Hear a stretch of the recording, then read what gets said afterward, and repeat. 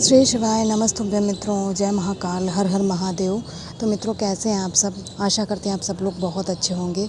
मित्रों, हम सबको पता है कि आज है 12 अगस्त और आज है बहुला चतुर्थी यानी संकटी चतुर्थी का बहुत ही प्यारा सा दिन है। आज हम सभी लोग अपने घरों में गणेश जी के नाम का यानी एक तीज दीपक जलाएंगे, जिससे आप सभी लोगों को भगवान गणेश जी का आशीर्वाद मिलेगा और आपके परिवार पे जो भी मुसीबत विपत्ति आने वाली होगी वह सभी दूर हो जाएगी। तो मेरे साथ वीडियो में लास्ट तक बने रहिएगा और तीनों उपायों को एक एक करके समझने का प्रयास करेंगे।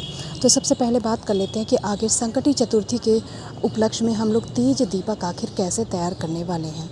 सामने स्क्रीन पे आप लोगों को गोल एक माटी का दीपक दिख रहा है। यदि आप माटी का दीपक ले सकते हैं तो ठीक है, नहीं ले सकते, आप आटे का बनाना चाहते हैं तो आप आटे का भी दीपक बना सकते हैं, कोई परेशानी नहीं है। एक दीपक लेंगे, ज़्यादा नहीं लेना है। और भगवान गणेश के लिए दीपक तैयार कर रहे हैं तो आप लोगों को गोल बाती का प्रयोग करना है। ठीक है मित्रों, गोल बाती का दीपक इसमें लगाएंगे। अब विशेष अवसर है तो इसे प्रज्वलित करने का तरीका भी थोड़ा सा विशेष होगा, तो आप लोगों को इसे प्रज्वलित करने के लिए तिल के तेल का प्रयोग करना है। ठीक है, साथ ही में आप लोग एक चुटकी हरे मूंग के दाने खड़े वाली ले लीजिएगा, क्योंकि आप सभी लोग जानते हैं जो गणेश जी को अगर कोई वस्तु प्रिय है तो वह है हरे मूंग। ठीक है, अब इसे प्रज्वलित कहाँ करेंगे? चाहे तो आप अपने घर पे ही प्रज्वलित करना है। हमें दो स्थान है, अगर भगवान गणेश की आपके घर में फ़ोटो, कैलेंडर या प्रतिमा है तो वहाँ पे प्रज्वलित कर लीजिए। अगर नहीं है तो आप सभी लोग अपने घर के मुख्य दरवाजे पर भी कर सकते हैं। ठीक है, सबसे पहले जो हरे मूंग लिया आपने खड़े वाले, उसका आसन लगा दीजिएगा। ठीक है, आसन लगा देंगे। आसन लगाने के बाद में जो गोल बत्ती का दीपक तैयार किया है इसे उसी आसन के ऊपर क्या करेंगे? स्थापित कर दीजिएगा। अब प्रज्वलित करने की बारी आती है, तो आखिर हम नाम कौन सा लेंगे?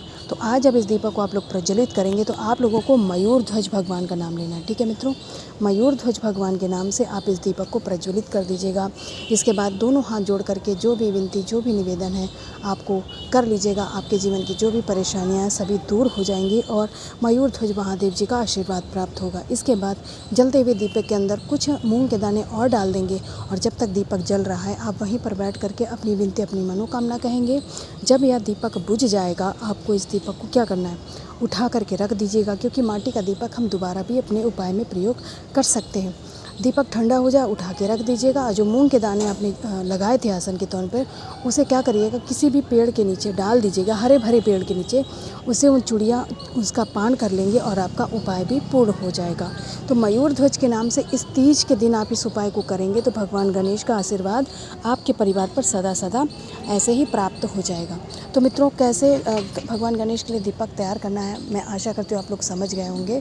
तो इस दीपक को ज़रूर जलाइएगा। ठीक है मित्रों, पहला उपाय समझ के चलिए अब दूसरे उपाय की बात कर लेते हैं। दूसरा उपाय जो आज हम सभी लोग करने वाले हैं मित्रों, उसका सबसे पहले लाभ की बात करते हैं। तो जो कभी हमारी कोई इच्छा अधूरी रह जाती है किसी कारण से, तो आपको लेना है अक्षत चावल के दाने। अब दाने तो लेने, लेकिन लेने कितने हैं?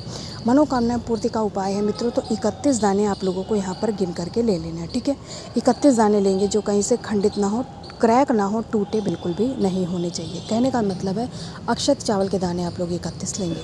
दाने लेने के बाद में अब हमें जलाभिषेक करने के लिए लेना है तांबे के कलश में जल। अपने घर का शुद्ध जल लेंगे, उसी जल में गंगा जल आप मिला लीजिएगा। दाने इस कलश के अंदर नहीं डालना, ना ही कुछ और डालना है। अब इस कलश को उठाइएगा और पहुंच जाएंगे देवादिदेव महादेव भगवान शंकर के शिवलिंग के पास। यहाँ पहुंच करके उत्तर दिशा में मुख करके खड़े हो जाइएगा मित्रों। अब क्या करना है आप लोगों को?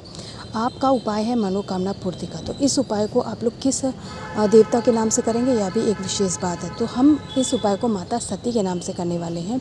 तो महादेव जी के शिवलिंग पे जो माता का हस्त कमल, जिसे प्यार से कटी भाग कहा जाता है, आप सभी लोग जानते हैं कि वो माता का ही स्थान होता है। तो जो आपने 31 दाने लिए हैं उसे माता के हस्त कमल पर समर्पित कर दीजिएगा, अपनी इच्छा, अपनी मनोकामना को कहते हुए, और एक ही निवेदन करेंगे कि हे माता रानी, आज यानी संकष्टी चतुर्थी के दिन आपकी जो भी इच्छा, जो भी मनोकामना है वह पूर्ण ज़रूर हो, अधूरी ना रहे। ठीक है मित्रों, इसके बाद में इसे चढ़ा करके अब आपके पास बचता है 1 लोटा जल। अब उसे चढ़ाने का क्या नियम है? उस जल को मित्रों अपने दोनों हाथों में उठाएंगे और दोनों हाथों में ले करके महादेव जी की शिवलिंग के ऊपर से जल की धार एकदम मध्यम रखेंगे और एक ही मंत्र बोलेंगे, श्री शिवाय नमस्तुभ्यम, श्री शिवाय नमस्तुभ्यम, श्री शिवाय नमस्तुभ्यम। कुंदकेश्वर महादेव जी के नाम से मित्रों इस पूरे उपाय को करिएगा। करके जब आप कलश जल समर्पित कर देंगे और जल जब बहता बहता नीचे गिरने लगेगा, थोड़ा सा जल आपको किसी पात्र में रोक करके अपने घर पे ले करके आना है उस जल का क्या करना है, अपने पूरे घर में छिड़काव कर दीजिएगा, किसी भी कमरे को नहीं छोड़ेंगे। इससे आपके घर में जो भी कोई अगर निगेटिविटी होगी वह भी दूर हो जाएगी, आपका उपाय भी पूर्ण होगा और आपकी इच्छा भी पूर्ण हो जाएगी।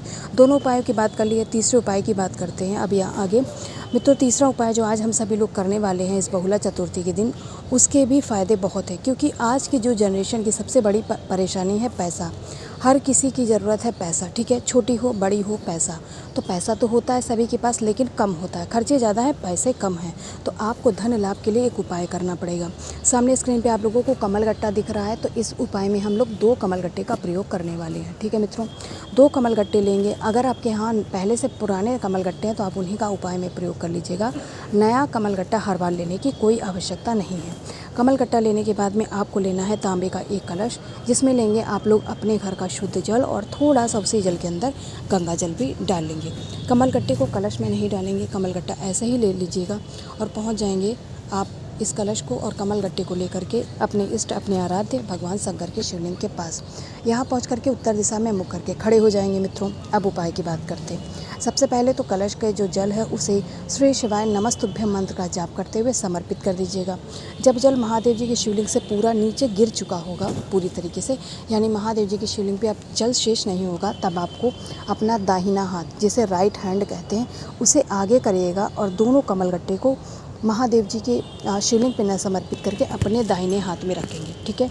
दाहिने हाथ में दोनों कमल गट्टों को रखेंगे और उस हाथ को मुट्ठी बंद करके महादेव जी की शिवलिंग के ऊपर से कितनी बार, 7 बार परिक्रमा कराएंगे। कितने बार मित्रों, 7 बार परिक्रमा कराएंगे।